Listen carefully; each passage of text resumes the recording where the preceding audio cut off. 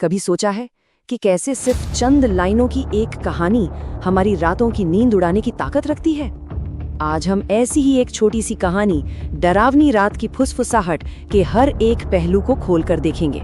समझेंगे कि डर पैदा करने का ये मनोविज्ञान आखिर काम करता कैसे है। तो चलिए इस विश्लेषण में उतरते हैं। कहानी की शुरुआत से भी पहले लेखक हमें बस इस एक लाइन से जकड़ लेता है, पीछे मत देखना, डर जाएगा। समझिए, ये सिर्फ एक चेतावनी नहीं है, ये हमारे दिमाग के लिए एक सीधी चुनौती है। इंसान की फितरत है, जिस चीज के लिए मना करो वो सबसे पहले वही करना चाहता है। ये एक हुक है जो हमें सीधे कहानी के तनाव में खींच कर ले जाता है। किसी भी अच्छी डरावनी कहानी की सबसे पहली और सबसे मजबूत नींव होता है उसका माहौल।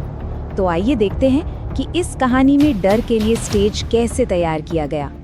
इससे पहले कि असल में कुछ डरावना हो, एक बेहतरीन हॉरर कहानी हमें मनोवैज्ञानिक तौर पर कमजोर और असुरक्षित महसूस कराती है, और ये होता है माहौल के जरिए।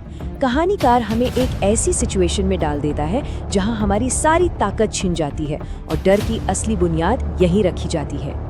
जरा गौर कीजिए, डर के इन क्लासिक एलिमेंट्स को कितनी स्मार्टली एक साथ इस्तेमाल किया गया है। रात का अंधेरा जो हमारी देखने की ताकत को कम करके हमें अनजाने के हवाले कर देता है। बाहर होती बारिश जिसकी आवाज हमें बाहरी दुनिया से एकदम काट देती है, और अब घर के अंदर की हर छोटी से छोटी आवाज भी बहुत बड़ी लगने लगती है। सिमरन का अकेलापन जो उसे पूरी तरह से बेबस बना देता है, और फिर खिड़की से आती वो खटखट की आवाज, ये इस बात का इशारा है कि बाहर का खतरा अब अंदर आने की फिराक में है। माहौल अब पूरी तरह से तैयार है। कहानी अब अपने अगले लेवल पर पहुंचती है, जहां खतरा सिर्फ माहौल में नहीं बल्कि किरदार के बिल्कुल करीब महसूस होने लगता है। और ये रहा वो पल, अचानक उसे लगा जैसे कोई उसके पीछे खड़ा है। ये है डर की पहली और सबसे सीधी दस्तक। अब तक जो डर सिर्फ एक एहसास था, वो अचानक से बहुत पर्सनल और इन्वेजिव महसूस होने लगता है। अब खतरा एक अनजानी मौजूदगी बन चुका है जो उसी के कमरे में है। इस एहसास को और पुख्ता बनाने के लिए लेखक एक जानी मानी हॉरर तकनीक का इस्तेमाल करता है। कमरे का तापमान अचानक गिर जाना, ये ठंडक का बढ़ना उस अनदेखी मौजूदगी को एक तरह से फिजिकल बना देता है, जैसे वो सच में वहां मौजूद हो और कमरे की सारी गर्मी सोख रही हो। ये उस अनदेखे को असली महसूस कराता है। और यहीं पे साइकोलॉजिकल हॉरर अपना असली जादू दिखाता है। जो चीज हमें डराती है वो कोई राक्षस या भूत नहीं है, बल्कि इस बात का खौफ है कि वहां क्या हो सकता है।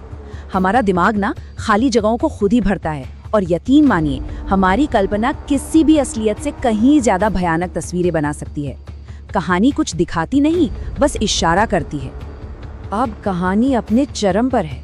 ये सिर्फ सिमरन की कहानी नहीं रही, बल्कि उसके अपने मन के अंदर चल रही एक लड़ाई है, तर्क और डर के बीच की एक जबरदस्त लड़ाई।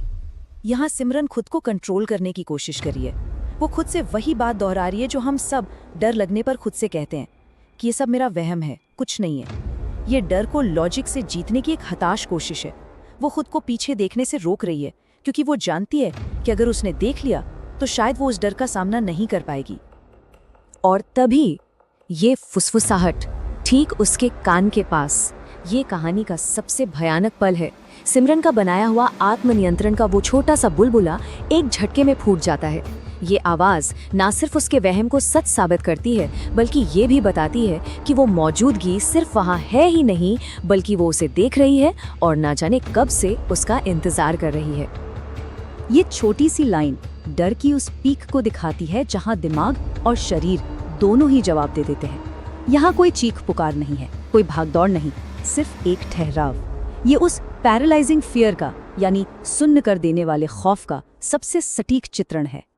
टकराव का वो पल तो बीत गया, लेकिन डर अभी खत्म नहीं हुआ। चलिए अब विश्लेषण करते हैं कि कहानी का अंत इसे और भी ज्यादा यादगार कैसे बना देता है। तो सिमरन हिम्मत जुटाकर पीछे मुड़ती है और कमरा खाली है। एक पल को सुकून मिलता है कि शायद सब वहम ही था, लेकिन तभी दीवार पर एक गीले हाथ का निशान दिखता है। यही विरोधाभास, यही कॉन्ट्रडिक्शन इस कहानी की असली ताकत है। आंखों ने कुछ नहीं देखा, पर एक ऐसा सबूत है जिसे झुटलाया नहीं जा सकता। खतरा चला गया पर अपने होने का एक ऐसा निशान छोड़ गया जिसका कोई जवाब नहीं है। और इसका असर क्या हुआ? कहानी की आखिरी लाइन सब कुछ कह देती है। उस रात के बाद सिमरन ने कभी उस कमरे में अकेले पढ़ाई नहीं की। डर की असली जीत यही होती है। घटना तो खत्म हो जाती है, लेकिन उसका खौफ हमेशा के लिए रह जाता है। वो कमरा अब सिमरन के लिए कभी भी पहले जैसा सेफ नहीं रहेगा। तो इस पूरे विश्लेषण का सार क्या है? ये हमें एक बुनियादी सवाल पर लाकर खड़ा कर देता है। असली डर किसमें है? जानी पहचानी चीज में या किसी अनजानी चीज में?